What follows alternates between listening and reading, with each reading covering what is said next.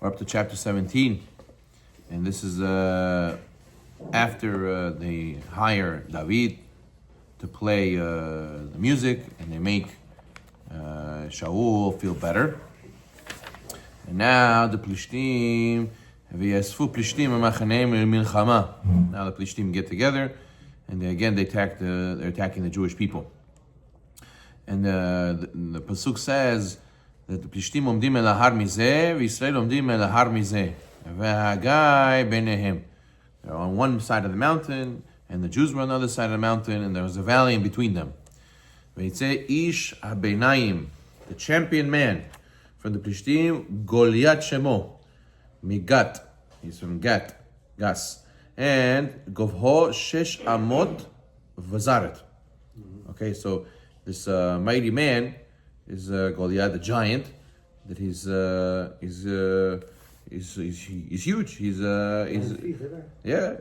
almost around 10 feet tall, and he's scary. He screams, he yells, he curses Hashem. He challenges any Jew to fight him. Nobody wants to fight him, and he's wearing all this metal. The pasuk says, "Kova nechoshet al rosho v'shiryon kaskasim hu." He has a copper helmet, chainmail. The weight of the armor, 5,000 shkalim nechoshet. 5,000 copper shekels was the weight of just his armor. And he had chainmail, and he had a strong armor. It's not so simple to kill such a guy. He's like a juggernaut. He's super strong. He's super big, and he has this huge armor. Who's going to fight this person? So what do we see from here? It says the pasuk, Yishalmi and Yevamot. It says that Isha Beinayim Machanot Pelishtim. A champion man went forth from the battalions of the Plishtim. Don't read it Mimarachot. Read it Mimarot. What is Mimarot?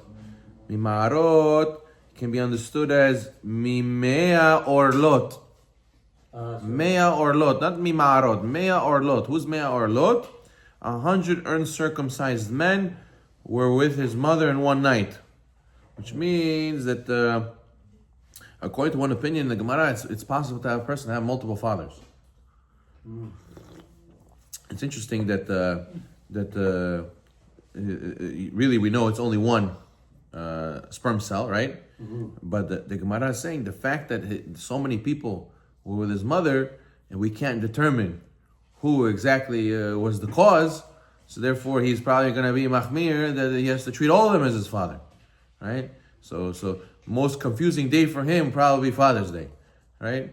Because who's the father? Who's his father, right? But the point is that he came from a lot of Plishti people. He came from a tremendous amount of znut also, and he was very, very tameh person. But the point is that he was an immoral mother and an immoral man, and he's going to go and cause the Jewish people problems. Now, what happens?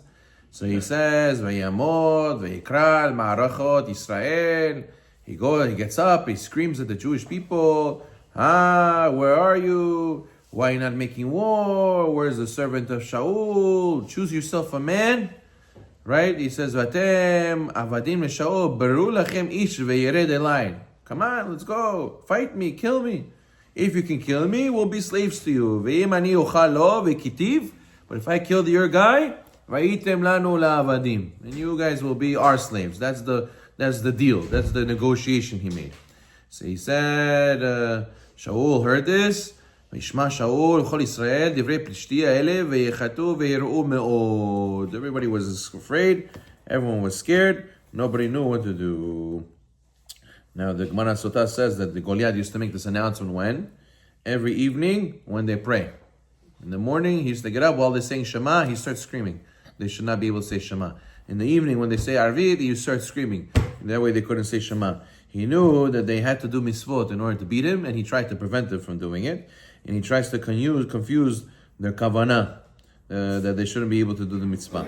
And really, that's what's interesting, that the Kohen Mashiach, the Kohen that goes to the war, what does he tell them? If there's somebody who built a home, didn't live in it, a wife who didn't live with her 1 year, made a vineyard and he didn't get the fruit, go home. And the Gemara says this is all to hide who? To hide the people who had to go home because of Averot. If they had Averot, they would die in the war. So therefore you see that our wars are won through Zchuyot, through merits. Even the soldiers, what do they say? Rabbi, our Tilim only work because of your Teilim. Right? Meaning, who says the missile should go land the right place? Who says we shouldn't die in the war? It's all the zchut of Am Yisrael. It's elef lemate, elef mate, 1,000 in the war, 1,000 praying for them, and that's how we win. So he knew that, so he was trying to prevent them. But we see from here that how powerful Shema, and the Kohen used to say Shema Yisrael with them before he used to go to war. Even speakers or something? What? Use speakers or something? The question is, how did everybody hear them? Yeah. Yeah, that's a good point. That's a good point. That's a good point. I'm not sure how you would amplify. Like people like a Moshe. They used to kind of pass on the information every. Right. Could be. But if you see these tzahal, what do they do today? Mi meshuga, ani meshuga, right? They go and they hype themselves up. But really, that's from the Torah also. But how are you supposed to hype yourself up? You're supposed to hype yourself up that the zchuyot of the mitzvot and Hashem will protect us. If we have kedusha, so then nobody's supposed to die in the war. Nobody's supposed to die. Okay, fine. So now, so over here, there's an interesting connection over here with David. Goliath in Megillat Ruth. The name of Goliath's mother is written as Orpah. And then in Sefer Shemuel Bet, her name was Harapha. So what does that mean? It means that Chazal say that her name was really Harapha, but she made herself named, they called her Orpah because she allowed people who were with her to see her orif. Her orif to see the back, meaning they were from the back, these people that were with her. And it says that Orpah attempted to return to Moab, but they didn't accept her because of her previous marriage. So instead, where did she go? She went to Plishtim. Right. So you had Ruth, you had Orpah, and you had Naomi. Right. So there were three women. There was Machlon and Chilion. Ruth and Orpah were married to Machlon and Chilion, and Elimelech, their father, took his wife Naama, and they all went to, they left Israel, because there was a famine.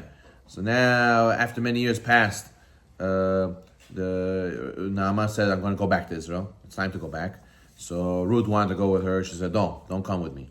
Orpah, she left. That's it. She says, it's not for me. Okay, it's not for me. I'm staying. And she ended up staying with the Plishtim. But Ruth ended up going with Naama to Israel. What did she do? She became a convert. She married Boaz. Eventually, she had from her come Yishai. Eventually, come from her David HaMelech. So now, what happens? David HaMelech came from Ruth, and Goliath came from Orpah. So really, they're related. Really, they're sister-in-laws. That's what really were there. They were married to two brothers. They were sister-in-laws, and their grandchildren are now fighting David and Goliath. So it's interesting how Goliath actually had a connection to him. Now what happens? So Orpah also says, some say that Orpah was one of the women that it says that we learned by Shimshon. Shimshon was captured by the Plishtim, and they forced them to work at night. What does that mean? That means they forced them to have relations. Yeah. That way they should have children like Shimshon HaGibor. And some say that Orpah was one of those women that got pregnant from Shimshon, and that's how Goliath came out also. That's how some opinions learn. But the point is that she's not a regular person, the mother of Goliath. That's how Goliath came out. And she has good deeds. Then the Midrash says that she cried 4 tears for this, that Naomi was leaving her. So therefore she had 4 giants come from her. Saf, Medon, Ishbi, and Goliath. And they all fell to David HaMelech. They weren't related, right? Orpah and No. So the father, they don't know who's the father, no. So they're really not related. Through marriage. They're technically one family through marriage. And now, afterwards, here we go. So why did Goliath have so much chutzpah? He was the one who stood out of all the Plishtim. So he says whenever a person stands to get a great amount of kedusha, and you push away the kedusha, instead you get tremendous amount of impurity. So Orpah, she had the opportunity to go and convert, and she got turned away from Naomi, and therefore she said, Judaism is not for me. So what do you get instead? Tremendous impurity, and that's why she fell into the znut. There's a Tosafot in Masechet Sotah says that she was raped by 100 men and a dog, and she became pregnant from one of them to Goliath. This is why Goliath said to David, am I a dog that you come to me with sticks and stones? He says, who's fighting me? This little kid, teenager, with a slingshot and stones. He says, what is this? You're going to come to me like a dog? Why did he say like a dog? Because that's really where he came from. Goliath wasn't afraid to go against the Jews, even though many people fell to the Jews. Why? So it says because he relied on his grandfather's merit. What's his grandfather's merit? For this, that he came from Plishtim. Plishtim had what's it called? Eglon. Eglon. When Ehud, the Navi, we learned in Sefer Shoftim, Ehud came. And he says, "I have the word of Hashem." Eglon stood up, and the Ashkenazim have a custom to stand during Kaddish from Ehud. That he came to say to Eglon, the word of Hashem, he stood up. So therefore we learn from here, some have a custom to stand up when you hear the praising of Hashem, like Kaddish. But he says that Goliath, he felt that this merit of my mother Orpah, the merit of my grandfather Ehud, is together with this, I'm going to be able to fight David. They don't have the zuchur to be able to beat a giant like me. Okay, fine. So it ended up being that he went and he goes to fight against them. What happens? Who chose to fight them? Says the pasuk, David ben Ish Efrati hazeh mit lechem Yehuda shmo Yishai velo shmona banim ish beimei Shaul zaken baba nashim. So what happens? David was the son of Efratim in Beit Lechem Yehuda. His name was Yishai. He had 8 sons, and Yishai's 3 oldest sons left home, followed Shaul. And then David afterwards went to go check on his brothers at the war. David brings food for them, and he tells them, he says, Shaul, he saw that they're all arguing, they're all discussing who's going to fight Goliath. Nobody knew. And he says that I want to get involved. David says, I want to get involved. They said, what are you talking about? Are you crazy? How can you go and do this? So then David says, listen, what's going to be done to the man? Whoever beats his man, what's going to be the reward? And Shaul says, what are you talking about? What do you think you're going to fight? He said, yeah, why? What's the problem? What's the big deal? And we're going to learn that Shaul promises his daughter, right? Shaul promises his daughter, whoever's going to kill Goliath is going to get his daughter. And we're going to see that he puts on the armor. The armor is going to fit him. Miraculously, the armor is going to fit him. They saw that the Siyata Dishmaya, that David's going to be able to do it.